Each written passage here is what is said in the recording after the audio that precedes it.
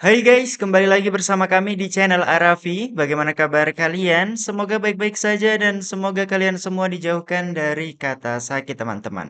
Amin amin ya robbal alamin ya. Polemik atas putusan juara dari hasil Dangdut Academy yang tayang di Indosiar teman-teman menuai beragam tanggapan dari para warganet bahkan selebriti papan atas. Tak terlepas dari sosok Dewi Persik dan ada juga Rina Nose. Dan banyak juga para warganet yang berpendapat kalau sosok Valen lah yang seharusnya lebih pantas untuk menyandang juara satu, bukan Tasya, teman-teman. Lantas ini ada beberapa tanggapan dari para selebritis papan atas di tanah air dan ada juga tanggapan dari para warganet yang memberikan suara mereka atas putusan pemilihan juara Dangdut Akademi Indonesia, teman-teman. Mari kita simak video berikut ini. Juara kompetisi dangdut itu sudah bisa dipastikan standarnya tuh di situ gitu. Tapi kalau Tasya tuh memang dia bukan termasuk pasarnya dangdut klasik, memang bukan. Jadi kayak masih asing aja gitu ngelihat dia tuh kayak asing aja, kita belum bisa menerima itu gitu karena rasanya asing gitu. Tapi kalau dilihat dari sudut pandang yang lain, dia tuh ada sesuatu yang menarik gitu. Jadi ada energi yang berbeda, sama juga kayak Arbil. Arbil pun juga sama kayak gitu. Jadi ada hal yang kok menarik ya gitu. Jadi mungkin juga dia ini nggak tahu ya. Ini teorinya tuh pasti akan sangat banyak sih, cuman nggak tahu nih teori mana yang paling mendekati kebenaran, teori mana yang paling masuk akal, tuh gue nggak tahu nih. Mungkin ya. Kan Tasya itu mulai dapat virtual gift itu di 5 besar kan. Sebelumnya kan dia nggak pernah. Dia tuh selalu virtual gift terendah. Tasya itu virtual gift paling rendah dari mulai 4. Kapan sih mulai dibuka virtual gift tuh gue juga lupa. Kapan lah, pokoknya mulai dibuka virtual gift untuk menentukan yang langsung lolos tuh kalau nggak salah di 10 besar apa ya. Pokoknya yang menentukan langsung lolos sejak dibukanya virtual gift.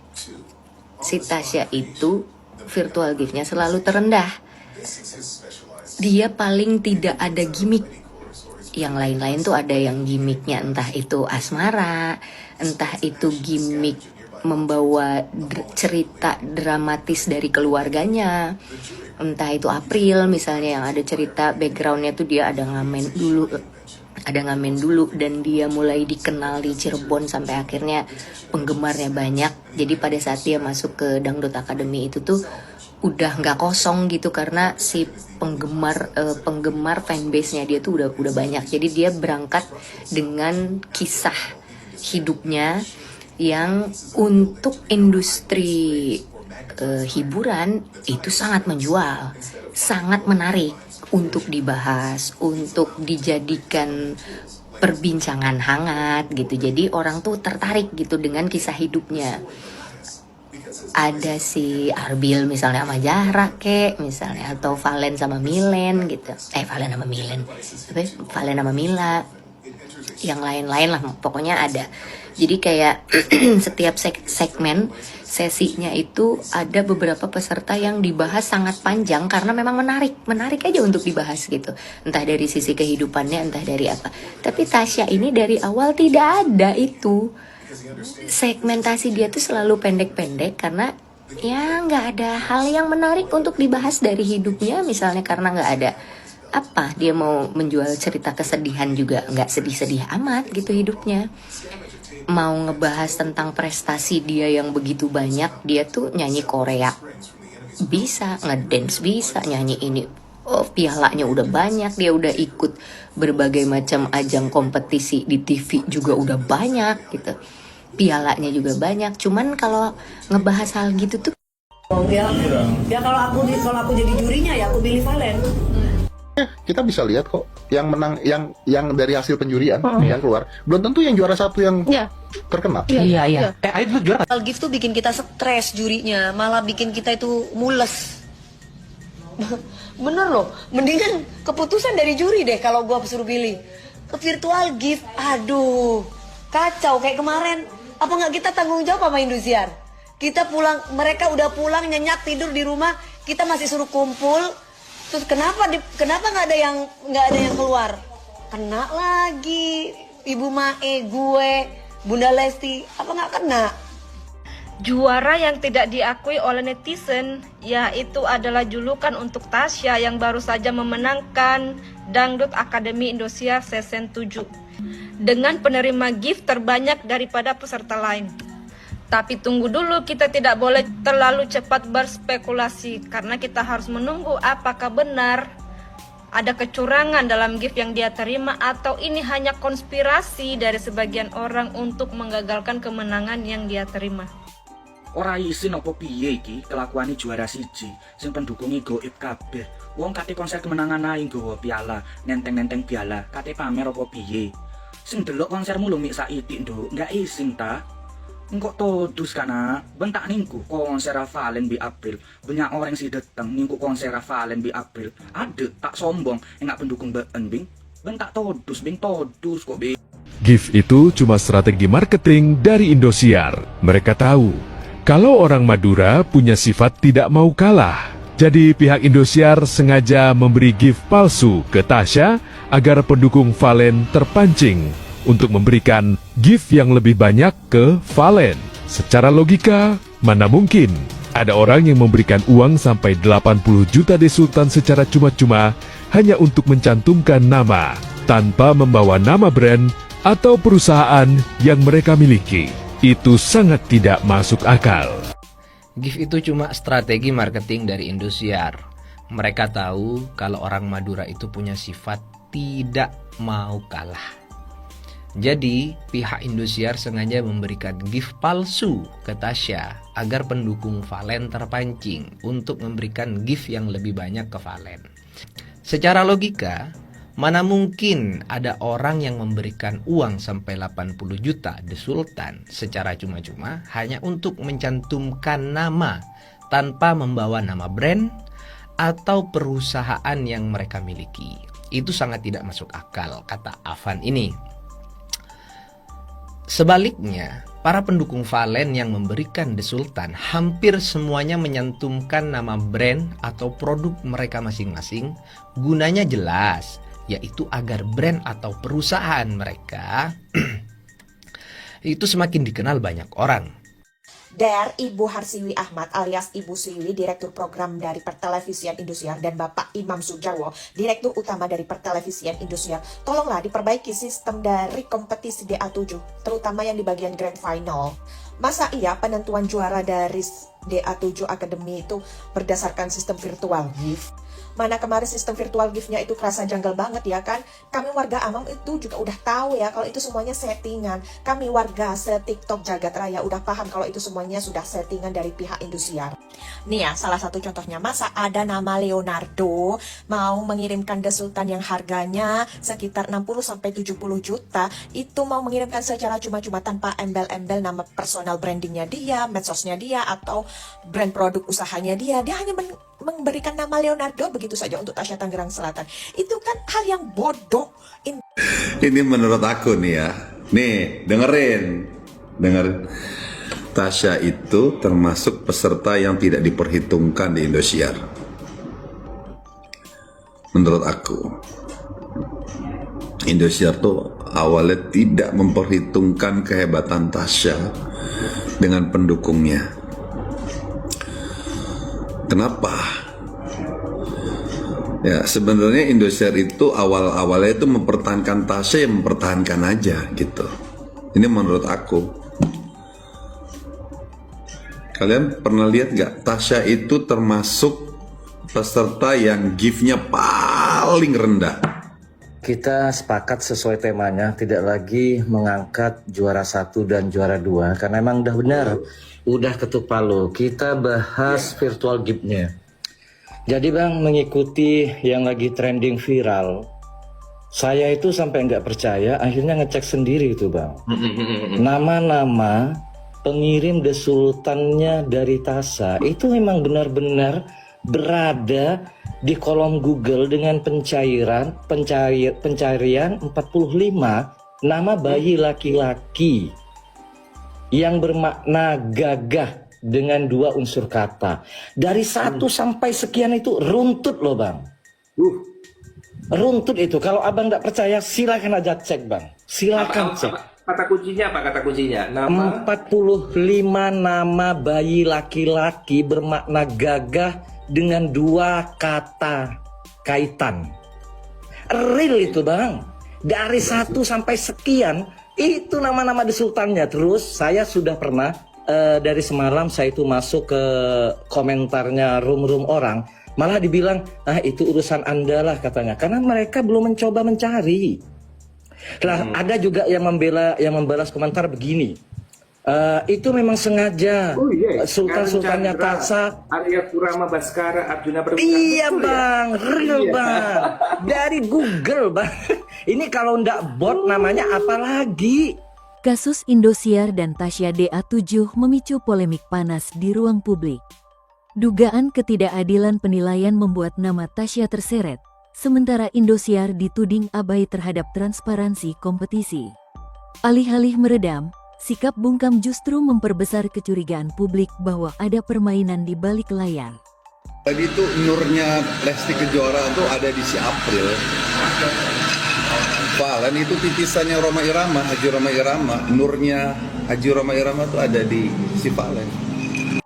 Ini kan yang juara 2 sama juara 3, bahkan yang gak juara itu kan lebih viral daripada yang juara 1. Ada yang julid dong dibilang katanya kayak gini. Biasanya kalau habis kompetisi ya terus viralnya berlebihan, disanjung-sanjung, biasanya ramenya cuma bentar, nggak mungkin lama. Cocot. Itu namanya bukan analisis, bisa jadi karena kalah pamor atau kalah kualitas, ya nggak sih? Yang kalah menjelaskan, yang menang merayakan. Betul, saya tidak memungkiri yang dari situ. Karena ini kemenangan sudah ditentukan melalui masyarakat, sudah kayak pilpres kan. Jadi bukan dari kualitasnya, kemenangan ditentukan melalui masyarakat, ya kan? Cuman yang menurut saya itu aneh ya, yang menang seharusnya kan merayakan. Terus sekarang mana yang merayakan? Para sultan-sultan yang mendukung Tasya itu mana? Kenapa virtual gift yang diberikan kepada Tasya kita tidak bisa melacak siapa orangnya, mana akunnya? Sepertinya kayak goib, kayak di awang-awang gitu, tapi kok ada virtual gift-nya. Nah, kenapa yang di Valen kita bisa melacak orang sultan yang memberi virtual gift ke Valen? Akunnya juga jelas, ininya juga jelas, bisa kita lacak. Indosiar pun pengennya yang keluar menjadi juara tahun ini yang nggak dangdut klasik banget guys, gitu. Karena yang dangdut klasik itu udah pernah dimenangkan di ajang-ajang sebelumnya, di episode di akademi sebelumnya gitu. Guys, siang ini 8 Januari 2020 aku mau nge-MC ya di area Jagakarsa. Ini banyak banget nih fansnya Valen, fansnya Aping nyerbu aku nih. DM. Guys, aku tuh cuma meluruskan aja ya bahwasanya aku kenal sama Tasya berattitude baik, cara follow up kliennya juga oke. Karena aku juga kan punya entertainment, jadi memang terkadang aku juga butuh banyak talent gitu. Dia oke banget. Terus orangnya juga care, peduli dari dia kecil ya. Dia juga mengapresiasi kita juga, sehingga kita pun jadi selalu inget dia terus gitu sebagai kliennya si talent ini gitu. Nah, untuk kualitas Tasya nggak perlu diragukan. Teman-teman boleh lihat Instagramnya Tasya dari beberapa tahun yang lalu, dari dia mulai buat Instagram itu banyak juga kok dia nyanyi lagu dangdut, bukan pop aja. Kalau untuk masalah suara, dia lebih ngepop, kayaknya suaranya tuh lebih cekoknya tuh nggak dangdut banget gitu. Itu tuh ciri khas ya guys ya. Karena setiap manusia, setiap penyanyi apalagi itu kan punya, kepotong.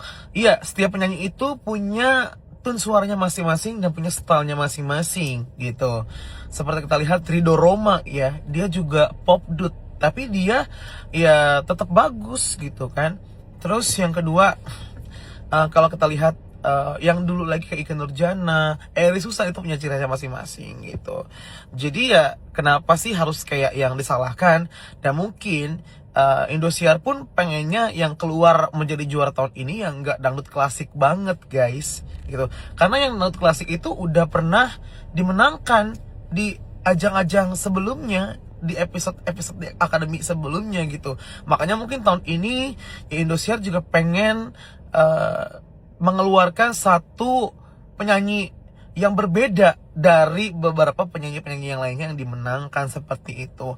April Valen bagus, cuman ya mungkin memang suara seperti itu sudah pernah dimenangkan di tahun-tahun sebelumnya. Makanya tahun ini mungkin dinaikkan lah gitu Tasya untuk menjadi seseorang penyanyi keluaran terbaru Indosiar yang emang Gen Z banget, yang bisa ngedance, lalu juga bisa all genre, suaranya juga enggak klasik-klasik banget seperti itu guys. Indosiar pun pengennya yang keluar menjadi juara tahun ini yang enggak dangdut klasik banget. Salam kenal Mas Aldo. Sorry nih ya, kayaknya aku punya pendapat sedikit berbeda dari masnya.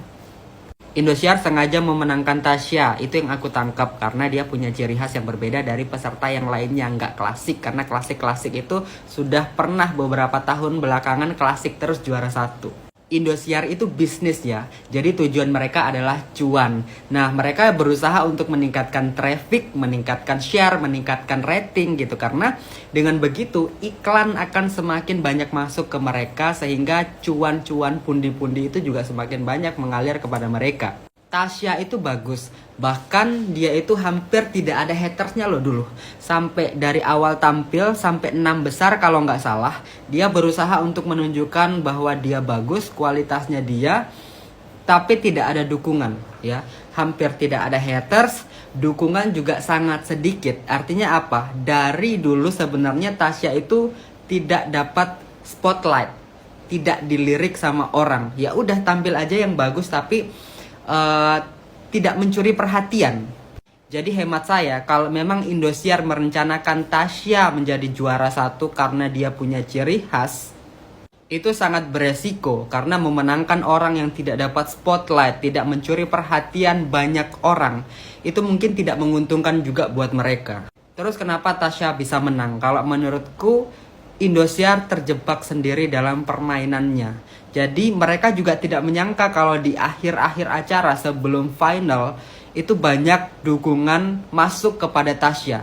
Itu kayak mereka nggak nyangka mungkin. Karena seperti Rina Nose bilang sebenarnya Tasya itu bagus. Tetapi dia cuman direncanakan, bukan direncanakan ya. Diprediksi hanya sampai di top 4 saja. Bukan untuk juara 3, juara 2, bahkan juara 1. Nggak nyampe ke sana. Orang menganggap Tasya bagus, tapi ya udah bagus, juara 4 aja cukup. Tetapi kan kayak beberapa persen dari pendukungnya itu malah berharap Tasya juara 1. Nah mungkin Indosiar sebenarnya kewalahan di situ. Jujur saja kemarin waktu grand final, itu vibe grand finalnya di Tasya itu nggak ada. Karena mungkin salah satunya pendukung Tasya di studio itu sangat sedikit. Nah untuk membangun suasana supaya grand finalnya itu semakin meriah, harusnya kan kedua peserta ini pendukungnya imbang, sama-sama banyak. Supaya apa? Terlihat wow, terlihat meriah karena pendukungnya juga banyak di situ.